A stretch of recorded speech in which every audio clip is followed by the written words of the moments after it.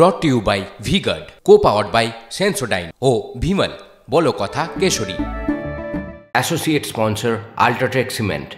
প্রথমত গাফিলতি, যেটা একেবারেই এড়ানো যাবে না। কিসের গাফিলতি? কেন গাফিলতি হবে এই ধরনের সংবেদনশীল পরিষেবার ক্ষেত্রে? এক। দুই, এক্ষেত্রে পর্যাপ্ত লোকবল নেই, যে কারণে ওভার ডিউটি করতে হচ্ছে। আর এই ধরনের কাজ ওভার ডিউটি করলে চালকের ক্লান্তি আসবেই। ক্লান্তিতে তার যদি চোখ বুজে আসে, তার যদি ঘুম পায়, তিনি যদি সিগন্যাল মিস করেন, তাহলে দোষ দেবেন কাকে? সেই চালককে নাকি সিস্টেমকে? উঠছে প্রশ্ন, আবারও সে প্রশ্ন উঠছে। এবং এক্ষেত্রে মেরামতি, প্রত্যেকটা মুহূর্তে পর্যবেক্ষণ, সেটা রেগুলার বেসিসে ধারাবাহিকভাবে সেটাও করা হয় না। যে কারণে রেলের আধিকারিক তিনি যখন বলেন সিগন্যালিং সিস্টেমের সমস্যার জন্য এত বড় দুর্ঘটনা, যাদের পরিজন হারালেন যারা, তাদেরকে এই উত্তর দিয়ে সন্তুষ্ট করতে পারবেন তো? বোধহয় পারবেন না। তাই আরও একটু সংবেদনশীলতার সঙ্গে দেখার প্রয়োজনীয়তা রয়েছে। কবচ সিস্টেম আমরা অনেকদিন ধরে শুনে আসছি। সেক্ষেত্রে একটা কথাই বলবো, ঢাকঢোলি সার। গোটা দেশে মাত্র 1500 কিলোমিটারে কবচ রয়েছে। 1500 কিলোমিটারে কবচ রয়েছে। ট্রেনের সংঘর্ষ এড়াতে কবচ প্রযুক্তি রেল আনে। আপনারা জানেন সেই বিষয়টা। বাংলায় এখনো কবচ প্রযুক্তি বসেইনি। এটা আমরা বলছি না, এটা রেল বোর্ড বলছে। কেন বসেনি সেই উত্তর আমরা অবশ্যই খুঁজব। বাংলায় কবচ বসানো নিয়ে এখনো পরিকল্পনা রয়েছে। দিল্লি হাওড়া রুটে কবচ বসানো হবে এমনটা রেল বোর্ড জানিয়েছে।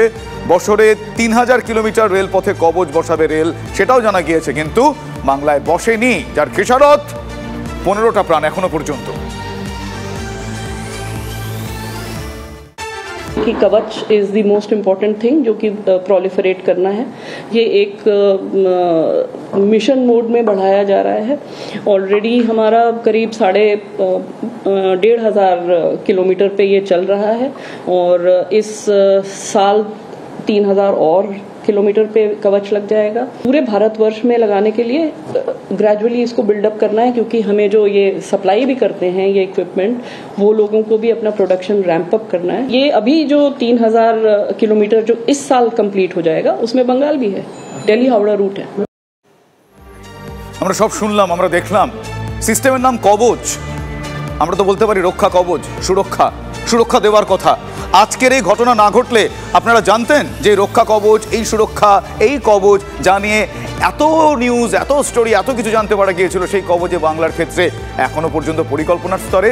একটা দুর্ঘটনার পর এই সমস্ত খবর সামনে চলে আসে, তাই না? কিন্তু না, শুধু খবর সামনে আসানোর জন্য নয়, আমরা সে প্রশ্ন তুলব। আমরা আবারও সেই বিষয়টা চোখে আঙুল দিয়ে দেখালাম। আমি সরাসরি যে আমার সহকর্মী সায়ন্তর কাছে। সায়ন্ত, কবচ এই নিয়ে এত হুড়োহুড়ি আমরা দেখেছিলাম, এত কথা আমরা শুনেছিলাম, এত বিষয়, যেটা এই কবচে আসলে আমাদের রক্ষা কবচ, কিন্তু বাস্তবে ঢাকঢোলি সার কিচ্ছু নেই। বাংলায় কবচ প্রযুক্তই হয়নি। অবাক লাগছে, কোনো প্রশ্ন নেই আমার। একদমই সুইকে দেখো, যে কবচ করমণ্ডল এক্সপ্রেস অর্থাৎ বাহানাগা ঘটনার পর বারবার চোখে আঙুল দিয়ে বলেছিল কবচ কোথায়, কবচ নিয়ে কিন্তু খোদ রেলমন্ত্রীকে অস্বস্তির মুখে পড়তে হয়েছিল। সেই জায়গায় কবচ তখন কিন্তু তিনি জানিয়েছিলেন 1 বছরের মধ্যে তারা এগিয়ে রাখবেন। যে লাইনে ঘটনাটি ঘটেছে অর্থাৎ গুয়াহাটি টু দিল্লি, এই লাইনে কোনো কবচ নেই, রেল বোর্ডের তরফে জানানো হচ্ছে। অর্থাৎ পশ্চিমবঙ্গে যে দীর্ঘ উত্তরবঙ্গ থেকে এদিকে দক্ষিণবঙ্গ, আবার পশ্চিমবঙ্গ থেকে একাধিক পুরো ভারতবর্ষ জুড়ে যে নেটওয়ার্ক লাইন, পশ্চিমবঙ্গ থেকে যখন শুরু হচ্ছে তখন কিন্তু কবচ কোথাও নেই। অথচ এই কবচটি কিন্তু একাধিক প্রতিশ্রুতি দেওয়া হয়েছে। যারা রেলের বিশেষজ্ঞ তারা কিন্তু বলছেন যদি কবচ থাকতো, তাহলে যদি যে লোকো পাইলট যদি ঘুমিয়েও পড়ে, তাহলে নিজে থেকে একটা নির্দিষ্ট দূরত্বের মধ্যে ট্রেন থেমে যাবে, দুর্ঘটনা এড়ানো যাবে। এই বিষয়টি রেল বোর্ড থেকে রেলমন্ত্রী প্রত্যেকে জানেন। তারপরেও কেন কবচ বসানো হচ্ছে না রেল লাইনগুলোতে? স্বাভাবিকভাবে সেটা তো প্রশ্ন থাকবেই। আর বাহানাগা, তারপর জলপাইগুড়ি, একের পর এক ঘটনা ঘটে যাচ্ছে, তারপরেও কি হুঁশ ফিরবে না রেলের? এই প্রশ্ন কিন্তু আমাদের না, রেল যাত্রীদের, যারা দিনের পর দিন ট্রাভেল করে উত্তরবঙ্গ থেকে দক্ষিণবঙ্গ বা দক্ষিণবঙ্গ থেকে অন্যান্য জায়গায়, তারা কিন্তু একটা প্রশ্ন তুলছেন যে কবচ, যেটা খুব, যেখানে টাকা এত বরাদ্দ করা হচ্ছে, যেখানে বন্দে ভারত নামছে, যেখানে বুলেট ট্রেন নামছে, রেল পরিষেবা নিয়ে এত বলা হচ্ছে, তারপরে কবচ যেটা যাত্রী সুরক্ষার সঙ্গে সম্পর্কযুক্ত, সেটা পাওয়া যাবে না কেন? সেটা কেন যুক্ত থাকবে না রেল লাইনগুলোতে? মাত্র 1500 কিলোমিটার হয়েছে, 3000 কিলোমিটার এই বছর হবে। যেখানে গত 10 বছরের মাত্র 1500 কিলোমিটার হয়েছে, এক বছরে 3000 কিলোমিটার কি আদৌ রেল বোর্ড ইমপ্লিমেন্ট করতে পারবে? একেবারে আদৌ কি আমরা দেখতে পারবো? সে প্রশ্ন উঠছে। সে প্রশ্ন আমরা করছি না, সে প্রশ্ন পরিস্থিতি করছে। আরো একবার সে প্রশ্ন তুলবো যে কবচ অ্যাকচুয়ালি আসলে রক্ষা কবচ, সেই কবচ নেই কেন? কতগুলো দুর্ঘটনার পর কত মানুষ মরলে তবে মানবে তুমি শেষে? বড্ড বেশি মানুষ গেছে বানের জলে ভেসে। আমরা এই প্রশ্ন আবারও তুলছি যে এত মানুষের মৃত্যুর পর কবচ, রক্ষা কবচ, তার ইমপ্লিমেন্টেশন সেটা হবে না, আমাদের জানতে হবে। কেন আগে প্রিভিউড হচ্ছে না? কেন এই অজুহাত, আমরা অজুহাত কোট আনকোট বলছি এখন, এই ঘটনার পর কেন দেখতে হবে? কি বলছেন রেলওয়ে এক্সপার্ট, শোনাই আপনাদের। কবচটা খুবই দরকার। এই অনেক দিন ধরে শুনছি, 10 বছর ধরে শুনছি কবচ আসছে, কবচ লাগছে। কবচ লাগলে যেটা লেটেস্ট টেকনোলজি আছে তাতে যদি এই যে ঘটনা ঘটেছে সেটা আমার মনে হচ্ছে হতো না। কেন কবচ সিস্টেম আছে ইঞ্জিনের মধ্যে লাগানো আছে, যেটা যদি ড্রাইভার কোনো কারণবশত আইদার সিগন্যাল ভুল দেওয়া আছে ও যাচ্ছে, কিংবা নিজে ওভারশুট করে যাচ্ছে, কোনো কারণবশত ঘুমিয়ে পড়েছে না কিছু হয়েছে, এরকম অবস্থা হলে তখন দেখবেন কবচ নিজে কাজ করবে এবং গাড়ি ওখানেই ইমার্জেন্সি ব্রেক মারি দাঁড় করিয়ে দেবে। ভয়াবহ ট্রেন দুর্ঘটনায় ইতিমধ্যেই 15 জনের মৃত্যুর খবর পাওয়া গিয়েছে। উত্তরবঙ্গ মেডিকেল কলেজে মৃতের সংখ্যা বেড়ে 9 হয়ে গিয়েছে, যেখানে 43 জন আহতর চিকিৎসা চলছে।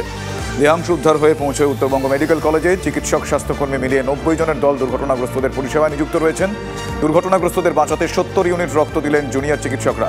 আমার সহকর্মী সুমন কল্যাণ ভদ্র এই মুহূর্তে রয়েছেন আমার সঙ্গে সরাসরি উত্তরবঙ্গ মেডিকেল কলেজের সামনে থেকে। সুমন, এখনো পর্যন্ত হাসপাতালে তৎপরতা কতটা, আর কি আপডেট পাওয়া যাচ্ছে যারা আহত তাদের শারীরিক পরিস্থিতি সংক্রান্ত? দেখো, এর আগেই আমরা দেখাচ্ছিলাম যে উত্তরবঙ্গ মেডিকেল কলেজের এই মুহূর্তে ছবিটা কি।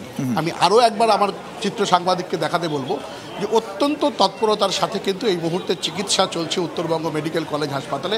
এবং বেশ কিছুক্ষণ আগেই আমরা দেখেছি এখানকার যারা জুনিয়র ডাক্তার ছিলেন তারা রক্ত দিয়েছেন যাতে রক্তের কোনো রকম অপ্রতুলতা না আসে। এবং একের পর এক যখন যারা আহত তাদের বডিগুলো যখন আসছিল, তাদেরকে যখন নিয়ে আসা হচ্ছিল এখানে, তখন মনে করা হচ্ছিল যে রক্তের একটা সংকট দেখা দেবে, কিন্তু কার্যত সেটা কিন্তু অনেকটাই কাটিয়ে ওঠা সম্ভব হয়েছে। এখনও পর্যন্ত যা পরিস্থিতি, এখানে আধিকারিকরা আসছেন, একের পর এক আধিকারিকরা তারা দেখে যাচ্ছেন, পুলিশ আধিকারিকরা এসছেন, রেলের তরফ থেকে অনেকে এসছেন। এবং কিছুক্ষণ আগে আমরা গৌতম দেবকে দেখেছি, রেলের আধিকারিকরা জানিয়েছেন যে উত্তরবঙ্গ মেডিকেল কলেজে এই মুহূর্তে 43 জনের চিকিৎসা চলছে এবং 9 জন মারা গেছে। ফলে সব মিলিয়ে যে যুদ্ধকালীন তৎপরতায় উত্তরবঙ্গ মেডিকেল কলেজ এই আহতদের চিকিৎসা করছেন, এটা কিন্তু এক প্রকার বলা যায় যে এটা কিন্তু যথেষ্টই তাদের নজর কাড়ার মতো। বেশ, তুমি পরিস্থিতির দিকে নজরে রাখো সুমন, তোমার কাছ থেকে আপডেট আমি অবশ্যই নেব। এখনো পর্যন্ত উত্তরবঙ্গ মেডিকেল কলেজে আহতদের চিকিৎসা চলছে, প্রায় 43 জন আহতর চিকিৎসা চলছে।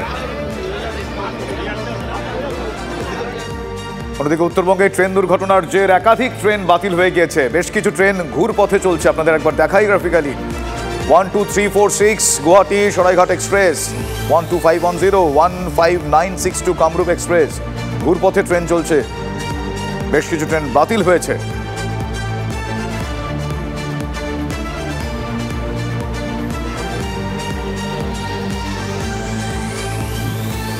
ব্রট to you by V-Guard, co-powered by Sensodyne ও ভিমল, বলো কথা কেশরী। Associate sponsor UltraTech cement.